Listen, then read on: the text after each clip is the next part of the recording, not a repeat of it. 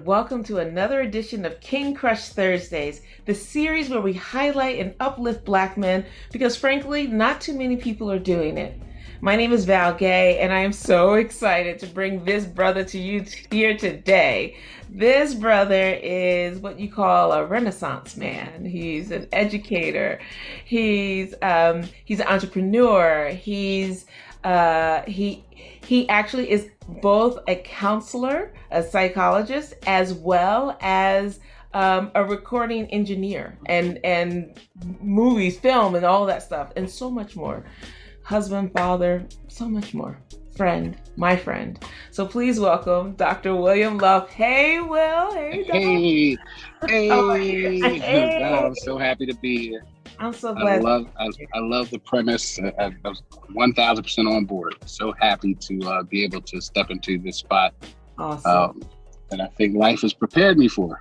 Yes. I'll Yes. tell you more about that along the way. Yes, awesome. Well, I'm Yeah. so glad. I can't wait for other people to hear it. I'm looking forward to learning from you today. And so, Will, as you know, we are developing, creating a repository of 6 questions and on our way to 100 answers by 100 Awesome, different Black men, with the awesome. goal of perhaps if there is a young king who may or may not have a positive male role model in his life, that he can come to this repository and see the same questions and see all these different answers and perhaps find himself in there and find guidance in there.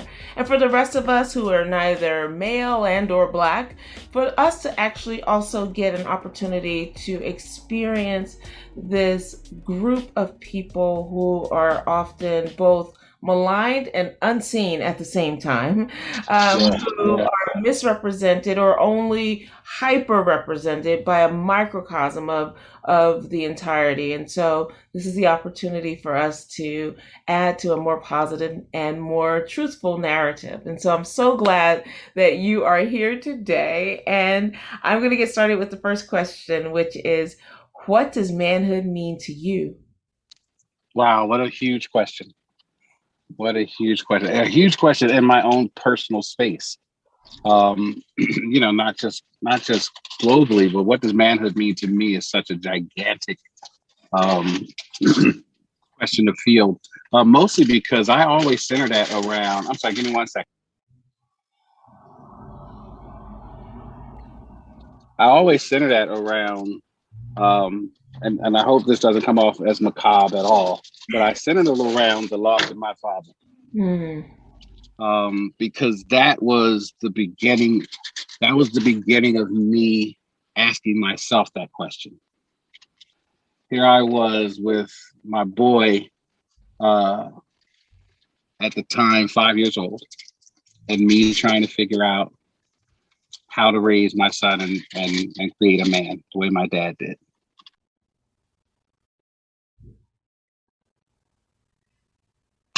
Um, and we'll have an emotional moment. So when I think about what manhood is, what manhood means, it becomes to me a transference of power.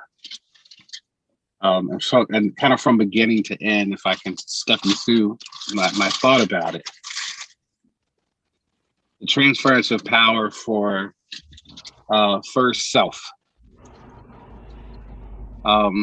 In order to gain a perspective of my place in the universe, for my own headspace, I had to really kind of understand what it meant to represent myself and who it is I wanted to see. Not when other people are looking at me, but it's kind of interesting in my psychological perspective. I often say that we have a couple different versions of self. One version of self is what people see in us. Another version of self is what we portray ourselves to be. And so this first version of manhood was more about who is it I wanted to portray? What did I want my from the inside out self to look like? And all around the same possible cliche as answers of integrity and self-respect and giving others respect, and responsibility and accountability. All those things are great. But in very real time, it became about what I wanted somebody, how I wanted somebody to feel after they interact with me. And that kind of became the hallmark of what I feel real manhood is. Real manhood is being aware of the impact you have on your world. And that's both your family, your community, your job, how you start to every day take a look at self and say, how do I want people to experience me? Because there are times we can get so caught up in who we are and our jobs and, you know, kind of the great things we may have a chance to do, things to do, and we can get carried away with that and not realize that somebody can walk away from us having had a negative experience. So my first kind of real step into manhood and what that looks like, portraying manhood, is how does the person that walks away from me after having either a brief interaction or having a significant interaction, how do they feel? How do they feel about how I represent it and how I touched or what mark I left on them? It's something that I hope that people pay more attention to, because a lot of times we approach both relationships and interactions trying to figure out what we want. How am I gonna have an experience? What do I take away from meeting someone? What do they have to bring to me? And I think it's very important instead to be focused on, what do I bring to the interaction? What do I bring to a relationship? How does this person walk away, and how do they feel after having dealt with me? Wow. Wow. What an answer. Thank you. Yeah. Thank you so much. So, Will, who and or what is important to you? Who and or what is important to me? Wow. Who? I'll reserve that for inner peace, because I don't want to tell everybody who's important to me, because then if they start to come after me, they'll know where to look first. I know that sounds crazy, but keep this above all, guard your heart, the wellspring of life. I will say categorically, family is most important to me. Family is most important to me, and I view family not just in blood relations, but I have a true Africanized sense of family and what is familial. The village is family. So those who I interact in my inner circle and my village are those who are most important to me. I ride and die for them. What is important to me? Legacy is important. Legacy is the most important thing to me. Again, I think it's the impact that you have on the world. Also, are you creating other models? I attach myself to the quote that a leader's responsibility is not to create followers, but to create other leaders. And so if somebody looks at me as a leader in my community, a leader in my family, a leader in a certain business industry, whether it's in counseling or production, live production or studio production or whatever it is, I hold it very almost sacred to make sure that I am actively passing on what it is I've learned, what it is my experience has taught me, to create and mentor other leaders. Wow. Excellent. Thank you. Thank you for that. Yeah. So, Will, how do you want us to see you? Wow. Okay. I want to be seen as water. Shout out Bruce Lee. I want to be seen as my metaphor. I want to be seen as water. I want to be seen as powerful, able to crush through any boundary, break through any wall, crash through any obstacle there is, but also be flexible and pliable enough to fit in whatever venue or whatever space necessary. I want to be able to flow, as well as be able to crash. So it's often been my outlook on life. I want to be like water. I want people to see me as both strong, but also flexible, pliable, adaptable. Nice. Nice, nice, nice, nice. Excellent. Okay. So question 4, Will, is what is your epic dream? I am living the big dream. Um, you know, on this side of 50, on the latter side of 50, uh, I'm grateful to the Creator to have lived every dream that I've wanted.